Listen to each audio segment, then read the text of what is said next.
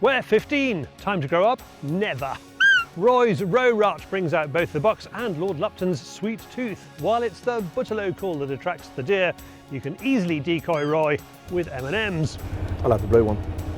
The cook, the deke, the hide and the keeper. Geoff Garrod is pigeon shooting with top chef José Souto, who shows Geoff how to make a quick post-pigeon shooting snack. Good? Very good. It's the Catty Classic. I am off to the English Slingshot Federation's annual Camp Out and Shoot to see the latest in catapult, tech and artistry. Off the back of Roy's outing, Shooting Sports UK has a Tikka T3X rifle package they want you to look at. We catch up with Chris Packham at his annual Hen Harrier Day. Always a laugh. David has the news on the Fieldsports News Stump, and James has the latest YouTube hunting films in this week's Hunting YouTube. Welcome to Fieldsports Britain.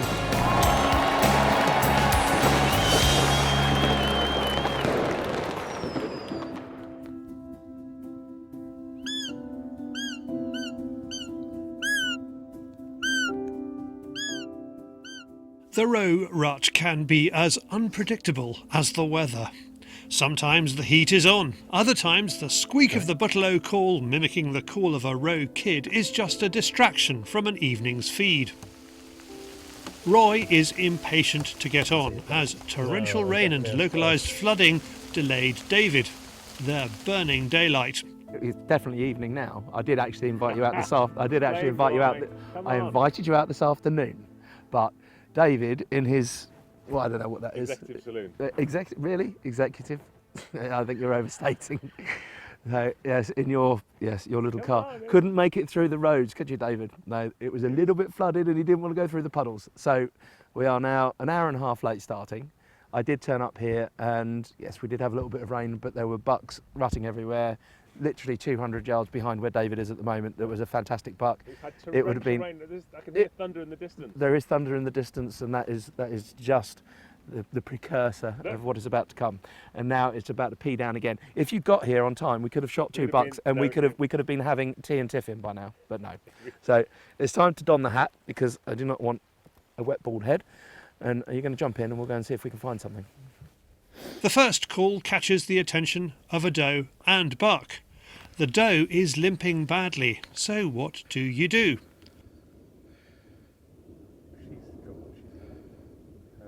Her front leg's broken. Yeah, she's obviously had an accident.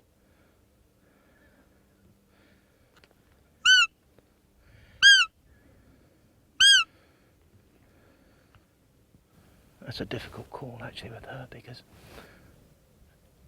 she could still recover. Well, not necessarily recover, but she could still raise her fawns if she's still got dependents.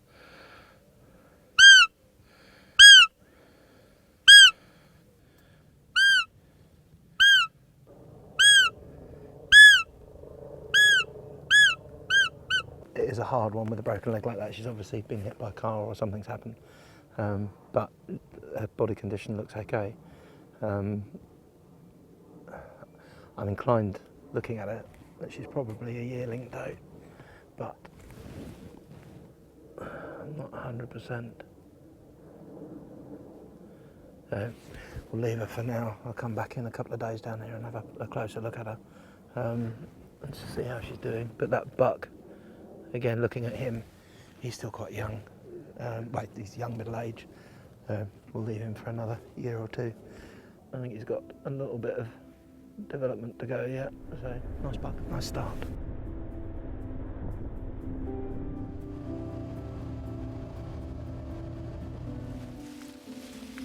Roy has already been out enjoying the spectacle of the rut and its unpredictability. So we came out the other evening and wherever we were calling, we were getting responses. They were just coming in beautifully. And I had 5 bucks and 5 different calls come in.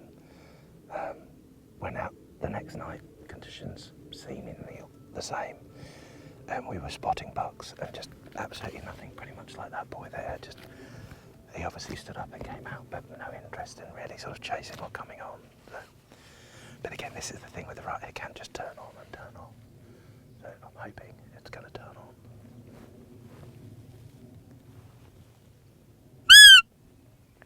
Here we go. Somebody's coming out to have a look. Oh, Manchak.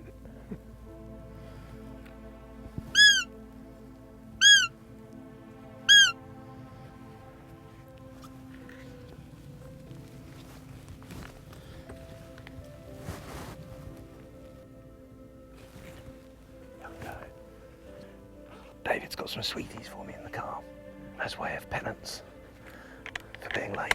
So I'm going to go get some peanut M&Ms, recharge. Guess which M&M Roy goes for? I'll have the blue one. Yes, the inner diva chooses blue. Maybe the green one. And those. Sorry, did you want one? Our next spot looks promising. Plenty of crop and a wood at the top of the bank. The call catches the attention of a doe. Then a young buck comes into play from the far left. There we go. Perfect.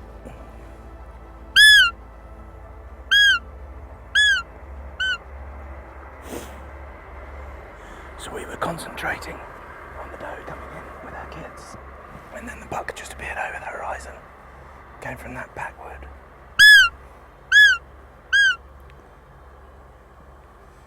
Let's see how close we can get him.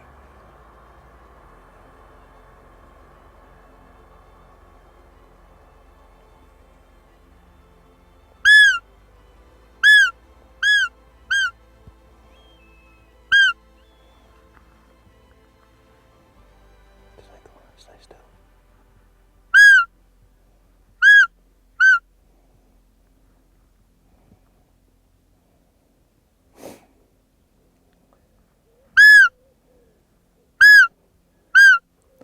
We're going to try and get him a bit closer because David doesn't want to have to carry him too far.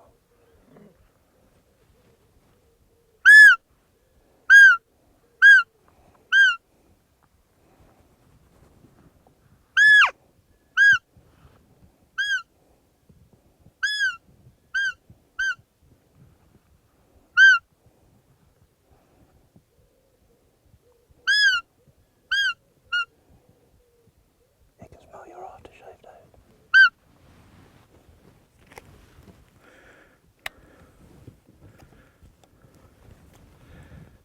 You want him?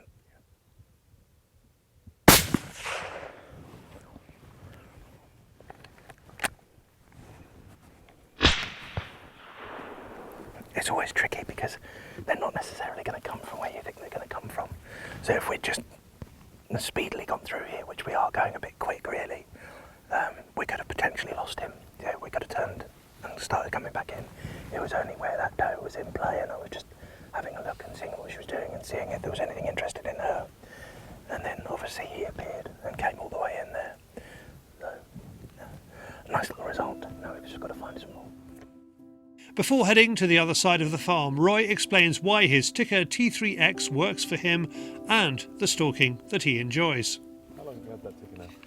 A few years now. It has been a reliable little workhorse, that rifle. It's just a very nice little lightweight stalking rifle. Not a bad little culling rifle as well, so depending on what we're doing. I mean, for 243 it's very lovely. Nice and lightweight. As I say, you can, for chucking if you're going out foxing or doing something like that, again, just absolutely perfect for it. Not too much weight for it, not too long for it. Got a nice little short barrel on it. But yeah, I do like them. They're cracking little work rifles. And they're reliable accuracy as well. Straight out of the box normally. As he loses the light, a much longer shot on a buck presents itself. Oh no, it's a little young buck. Come on, little fella, then you know. Come on, then you know.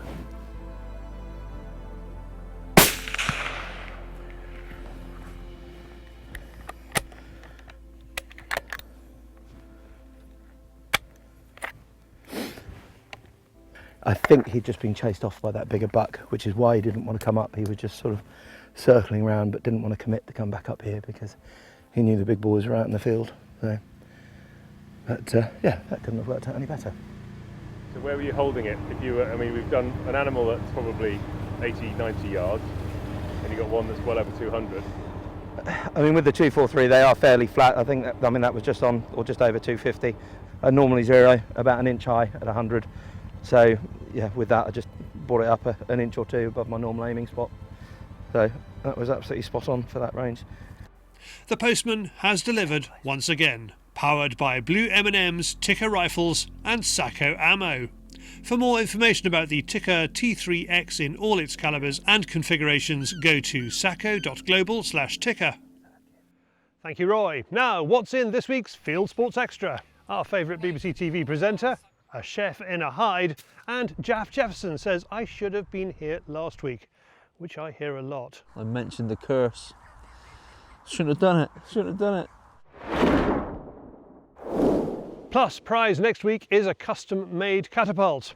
This is the Field Sports Extra weekly prize draw. My name's Asa Wilson from Romany Custom Catapults, and I'm going to be building a Romany Custom Catapult hotshot, ambidextrous, so it will fit left or right hand hold with clips, easy band attachment that is idiot proof for anyone to shoot, and it will guarantee get you hitting the target. Thanks, Asa. More from him later in the show at the English Slingshot Federation annual meet. This week, we gave away a beautiful leather-bound game book. Become a Field Sports member, now with insurance, and watch Field Sports Extra to find out how to enter our free competitions. Link to that below. Now, staying on elastic. He lifts, he separates. It's David on the Field Sports channel, News Stump.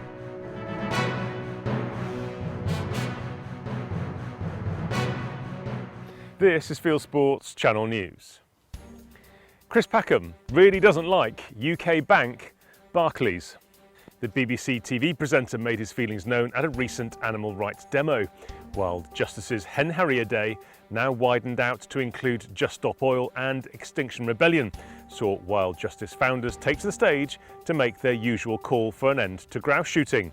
Plus, they gave space to the Protect the Wild group, which is launching what it calls a TripAdvisor for antis, an online list of UK businesses that they believe support hunting and shooting. The most outrageous statement of the day came from Packham, who called out customers of Barclays. But if anyone here is banking with Barclays, then I suggest you stick your head in a bucket of fuel and set fire to it. Because you're burning our planet down, and it's time to put this stuff behind us. You can watch our full film about the day by following the link below. An interview with Charlie at the Carter Jonas Game Fair Theatre has led to column inches and TV debates. Ed Swales of Hunting Kind obtained legal opinion, which says that people who hunt could have protected characteristics under the 2010 Equality Act, and they must establish cases of discrimination against them. He launched his findings at the Carter Jonas Game Fair Theatre. Thanks to the publicity, the UK's media has enthusiastically taken up the idea of protecting people who hunt or shoot in the same way that the law protects Roma or LGBTQ communities. New Westminster Government, new policies, and it started to sink in what that will mean for the countryside at this year's Game Fair. DEFRA Minister Daniel Zeichner did his best to allay fears that the government would make laws against shooting. Speaking to Charlie, he indicated that he planned to call on the shooting community for help with deer control and not go down the Scottish route of using taxpayers' money to pay contractors. Unfortunately, the DEFRA press officer has asked us not to use the video of the minister or his own words. So, they are voiced by an actor. Me. Ready when you are, darling. I'm particularly struck, I have to say, by the need for a proper deer management strategy in this country, because some of the visits I did during the general election campaign, the amount of damage that's being done is very striking. And I think there's this slight sense that if you keep planting more trees, it'll be fine. But if you're just planting trees that are eaten by the deer, I'm not sure you are making much progress. That was the minister in the style of Sir John Gielgud. As for Labour's commitment to ban trail hunting, the minister had this to offer in the manner of one of our greatest thespians. Oh, what now? Oh, very well. The manifesto is there, and that's the manifesto the party was elected on. So clearly that is what will happen at some point. But there are a number of ways in which these things can happen. And it's sensible to have a proper discussion so that those who are making the law understand the consequences, and we look at all the things we can do to mitigate those things. Now, I feel I'm much better informed about some of these issues, having gone to see people, having listened to people who know about things, and what I can't guarantee is that I will persuade all of my colleagues. What I can guarantee you is that I will take away what I have learned and actually say to people, look, maybe a bit more complicated than we thought, in which case, let's have a look and see how we can do this in a sensible way.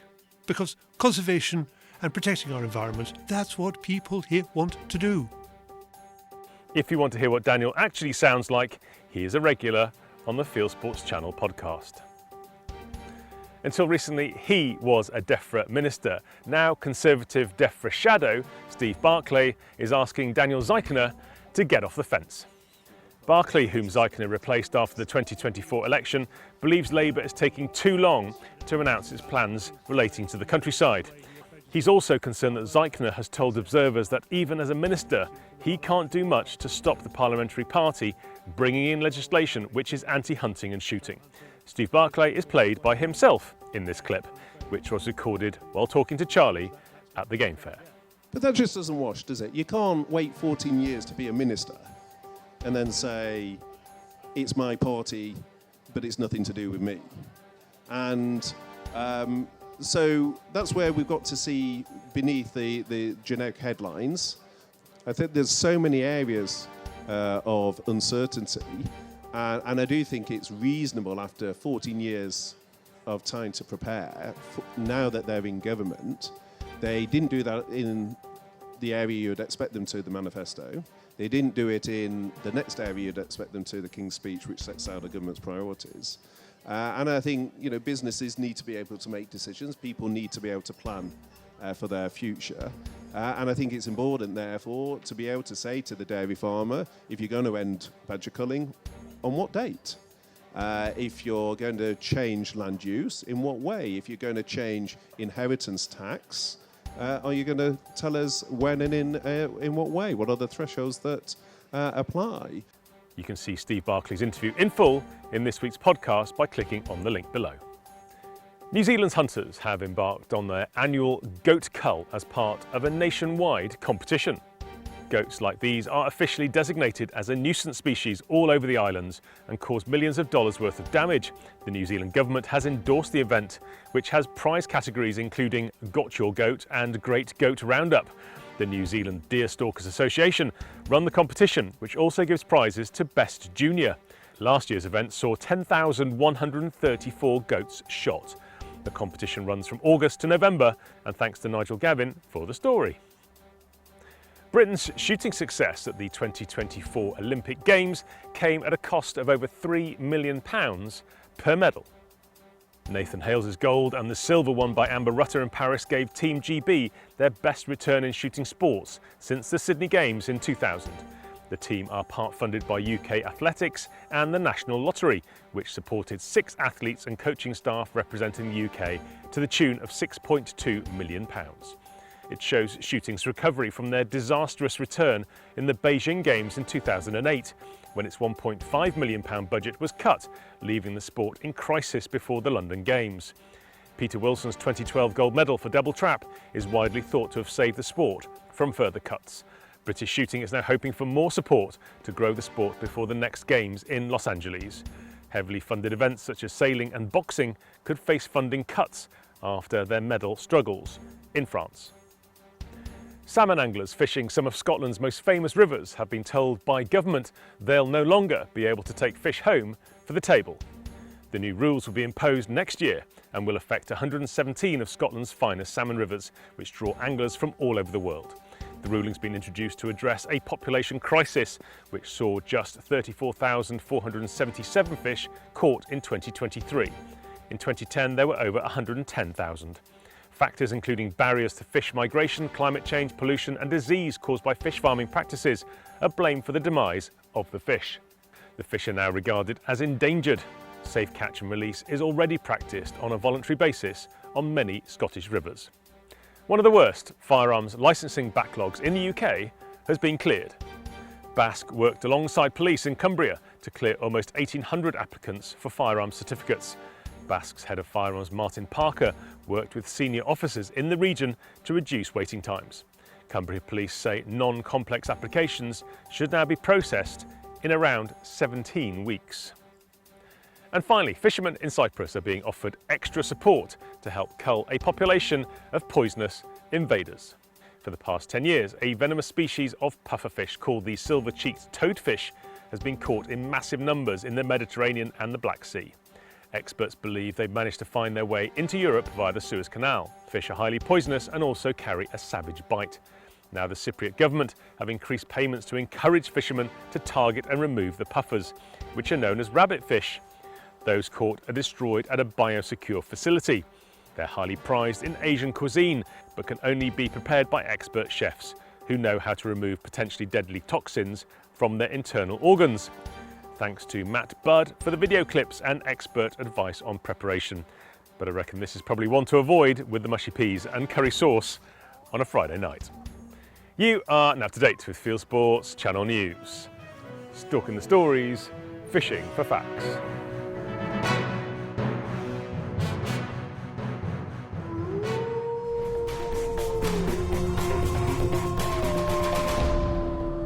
Thank you, David. And David reminds us all, please, to like and subscribe under our films. Thank you.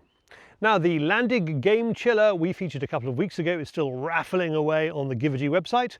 The year's supply of Hoddy's dog food winner was Terry Jackson, and highest bidder in the Game Bird auction was Adam Kavanagh. Thanks to both of them and to the Game Farm Limited and to Hoddy's for the donations. Funds from that and our membership, now with insurance, support our work, such as reporting on the Hen Harrier Day, which you saw in news.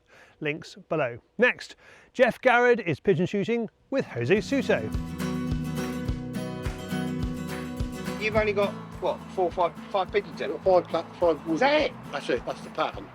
I mean, when I go out, I'm taking like 15, 20 birds with me. I mean, hopefully we'll build it up. You know, we'll build a pattern as they come in, we'll build a pattern. You haven't seen me shoot, Geoff. Game chef José Souto is learning pigeon shooting tricks from the master, Geoff Garrod. He has come to the Essex estate where Geoff is the gamekeeper. Geoff has been keeping an eye on this field beside the motorway. The birds are attacking the crops nearby. This stubble offers the best opportunity for decoying them. Plus it means we can pick up the shot birds without damaging the crops. José is eager to learn all he can from Geoff, from building the hide to how to set up the pattern of decoys to bring the birds into range. Well, we obviously don't want to send it through there, but also I've got to put a net to cover that hole up, because they will see that a mile away. And if someone's standing there and moves across it... So are we looking for a U shape here that way, or are the wind's going this way, you're going to angle it a little bit, or how do you normally do it? How I normally do it is I've got 5 proper decoys. I'll put them there, out there, in front of the hide, and then I'll just look at how the pigeons react, and then I'll build the pattern up from there. Oh, right. So if they're sort of coming in and landing there, I'll bring all them decoys and bring up here. So if they want to land that side of the pattern, we bring that side of the pattern to here, so they're in front of us. So it's not a sort of you get there, you put a set pattern out, and that's it. It's moving and changing. Oh yeah, well, it's with me. Yeah. I mean, I'll hopefully react to the pigeons, and I won't be having decoys out there 40, 50 metres. Everyone's to their own, but when you've got a decoy out there 40 yards, and they're landing the other side of it, you've got a 45-yard shot. I want my first shot 10 yards away, so my second shot's 20 yards away, and if I get lucky, my third shot's 30 yards away. So getting close right in. We settle into the hide, and first off, Geoff wants to know how much experience José has with pigeon shooting. I know you're a keen stalker and a keen falconer. So what's the pigeon shooting? Well, things? I've done a bit myself. I've got all the equipment at home, and I was chuffed to come out with you because obviously, basically, you know what you're doing here. I've been playing at it, and although I've shot a few. I suffer from this thing that basically in the stalking world we call from stalker's aim. Right. Which is where I don't follow through. Yeah. And because you're so long, you use a rifle so much that you're into this thing of keeping still and being bang on the target. And as I basically get onto a target, I tend to follow it through and then stop that instant and just not follow through. Yeah. I thoroughly enjoy it. Thoroughly enjoy it. Especially when you're with people and basically shooting together. It's one of these things. I mean, like anything you do in the field sports, you know, when you've got a load of guys going out together and you can chat and shoot and hopefully bring something home for dinner. Yeah, I mean, the thing about pigeon shooting, which makes it the best shooting going, is the fact is that every bird's different. You know, you don't get two the same because there's two coming there.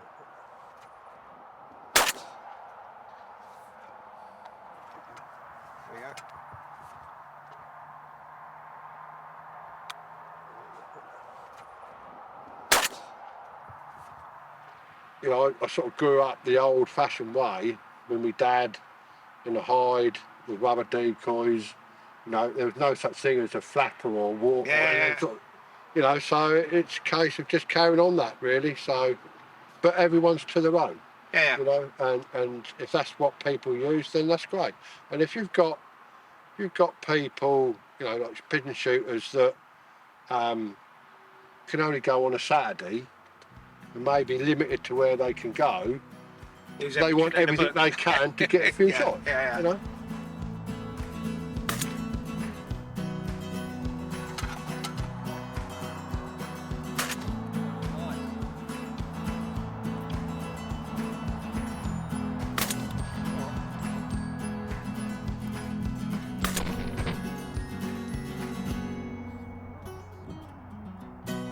Geoff is shooting his favourite Ely Pigeon Select cartridges, the ones with his signature on the box. José is sticking with his usual Ely VIP steels. As a keen falconer, they allow him to feed what he shoots to his birds.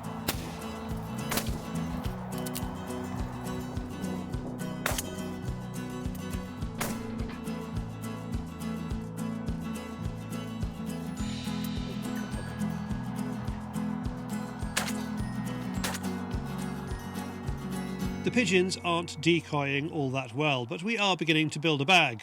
José wants to know what Geoff does with the pigeons he shoots. Do you eat them at home or do you go to the game dealer? Well, we do eat them at home. We've got our own processing room at home now, so we've had orders where people wanted 100 breasts for 100 crowns, so we'll process them and sell them like that. If we get big bags, we'll just give a game dealer a ring. So all what we get will get used one way or another. I think it's a really underestimated meat. Oh, 100%. We use them a lot. Yeah, 100%. At college I use them a lot, and when I used to work at the House of Commons we used to use them a lot as starters, especially as starters. Time to pack up, and now it's Geoff's turn to learn from José, who wants to show him how to whip up a quick and tasty pigeon snack. It's been a bit of a mixed day, hasn't it? The conditions have not been great. Well, I mean, the wind's gone right the way round, so what I'd planned hadn't come off thingy, but we had a bit of shooting, we've killed some pigeons, which is the main thing, and now we're going to cook them. Your turn. He slices the breasts, marinades them, and fries them up in a hot pan, serving them in pita bread with salsa and a yoghurt and honey dressing. To go in there, and then a little bit of this yoghurt mix, which is going to go in there as well. So, great day out with a legend that is Geoff, basically out here in the Essex countryside. We've shot a few pigeons, we've had a bit of a laugh, and now we're going to eat some food. Good? Very good. You can find Geoff and José on Instagram, links below. And for more about Ely cartridges, go to elyhawklimited.com. Thanks, Geoff and José. While they were shooting pigeons in Essex, I was in Gloucestershire for the annual meet-up, camp-out and shoot-off of the English Slingshot Federation.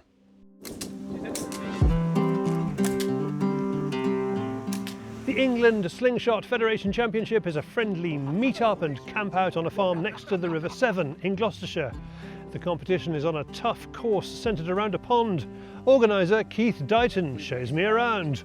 We are on the banks of the River Severn in sunny Gloucestershire, as you can see, out in the middle of nowhere actually, in a very secluded spot for our hunter's course. Like that, that should be a relatively easy shot to get. Ones like that aren't. We had the first event here last year. It's just a permanent course for us to come in as a federation and have a minimal setup. Yeah, there's a little bit of chopping and changing targets. There's a little bit of adjustment here and there. You don't want to shoot the same targets all the time, but you know, it's always here. There's water, there's branches, there's some awkward shots, some easy shots. Oh dear. Three, that's it. So that would be nil pois. That would be nil pois. But again, they're hard targets. It's all set out to be challenging. It's not set out to be easy. They're varying distances, different sizes. Some's high, some's low. The point is, it's to challenge you. Okay, the competition is a big part, so's the camaraderie and the fun. Asa Wilson is one of the elder statesmen of catapult shooting. When I first started tournament shooting, I didn't have a business out of it for starters. Now I make bespoke catapults, as you well know. Yeah, it's just carried on. It's snowboard, and it's all right. I've took a little bit of a step back from the tournament side of it, but it's nice to see it still going. And people here, beautiful weather. What more could you ask for? We started off in lockdown, really. I had two young lads, quite highly strung. I had to get them out and do something. And we started coming to the comps, and we started off going with Scarface. My youngest boy, Sunna, he won the comp there for the juniors. We got off to come. Then we went to Sussex Catapult Club. Then we started our own team. Now, where there's fun, there's retail. Asa makes beautiful catapults, and we featured him in the past on Fieldsports Channel. Here's another good quality maker. I am literally retying the pouch. I don't use a jig.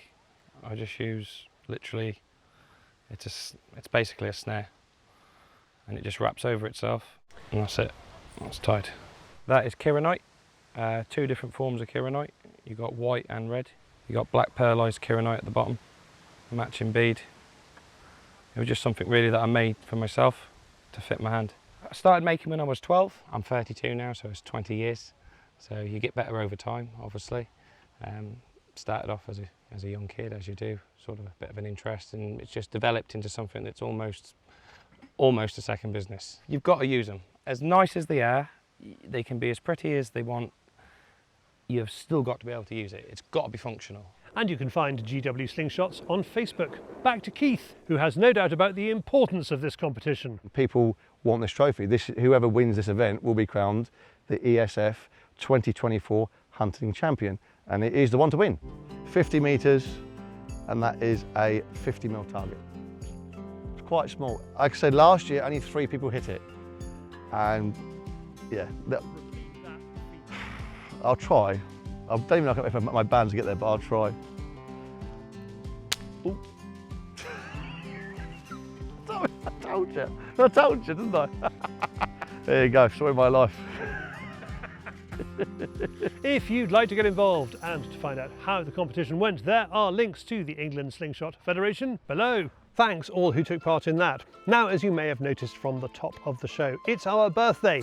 We started Fieldsports Channel with our first Fieldsports Britain 15 years ago on the 12th of August 2009. Here are a few stats to show you what we've been up to over those last 15 years. We have uploaded more than 3,500 films to YouTube, which have had 219 million views, and we now have 358,000 channel subscribers. And we're not doing badly on Facebook and the rest either. As well as covering the length and breadth of the United Kingdom, we filmed in 19 of the 27 European states. We've been to America, Argentina, Brazil, China, Kyrgyzstan, Saudi Arabia, South Africa, Liberia, Kenya and Mozambique, showing that hunting is truly an international language. Oh yes, we went to India as well. We have made great friends and given a global digital audience access to a community that some see as secretive and unapproachable. Our gang of multi-talented presenters have given us a chance to represent the extraordinary breadth of what Fieldsports represents. From ferrets and falconry, ibex and boar, rats and rhinos, we thank them and thank you for being so loyal. Of course, there will be challenges ahead. There have been a few in the past. We will continue to bring you the best hunting, shooting and fishing on telly. Thanks for being with us. Now, that Tikka Roy was using, it's part of a package offered by Shooting Sports. Here's Dan Bibb. Tikka is a brand which has been around forever. Everybody knows Tikka. You can pull it out of a box, no cleaning, no nothing, stick a scope on, and it'll go and shoot an inch group and below easily with the majority of ammunition. So we're starting with an extremely good base with the Tikka. This is their base model. These retail for about £1,100. So it's your blued synthetic stock Tikka T3X. This particular one's in 3006.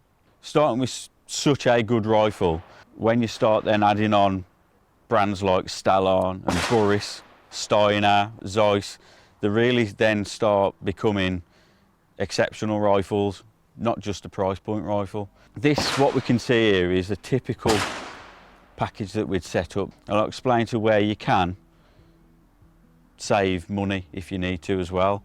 So you got starting obviously with your Tikka, and then adding something like a Boris. It's got a decent magnification range, 6-24 by 56. So you know it's a compact scope. You can leave it on 6 power if you're stalking in woodlands. But if you're going to use it for foxing or you want to take a longer shot, you can then crank it up to 24. Big objective lens, lets loads of light in. It's a nice slit looking scope, and it retails around £650. However, you could actually then go to use the Egler Brothers Optimate scopes. This one's their mid-price point scope. This one's like £300. It's a 3-18 by 56. Perfect stalking, foxing scope.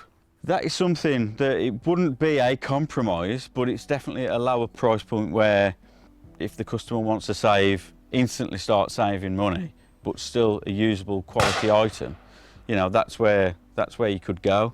So with your packages, Dan, then it's not a case of this is the package, this is the price. You're basically giving people options at the same time. Yeah, I think standard fixed packages are very restrictive, and a lot of the time a package is there to grab someone's attention because it's cheap and it's easy for the consumer to just go pick it up, but it doesn't really mean it's going to suit them. So we might as well just tweak things and get the right product the first time. And then we've got things like your bipod. You know, it's great matching all your kit up. So if you're a brand tart, it's great to go with something like this. These sell really well with the Tikkas actually. So they're made by Spartan, but it's £250 bipod. But you're kind of buying into the Spartan system then. Or you could go with like a standard Harris style bipod, which you can get anywhere between 40 and sort of £80, depending on manufacturer, and that'd do the job perfectly adequate. So again, it depends where your budget's at really. Stallon are extremely good moderator. So we sell a hell of a lot of these. This is the 149. However, you could go with something like a Wildcat, and that'd save you £35 straight away on the moderator. Another perfectly good moderator there. What range would we be looking at then for sort of high-end Tikka package to slightly more budget? Okay, so a Tikka package is looking at around between 2 and 2.5 for a quality package with the stuff we're seeing here. Thanks, Dan. Next, from kit to the wider world of hunting and shooting on YouTube, brought to you by James Marchington. It's Hunting YouTube.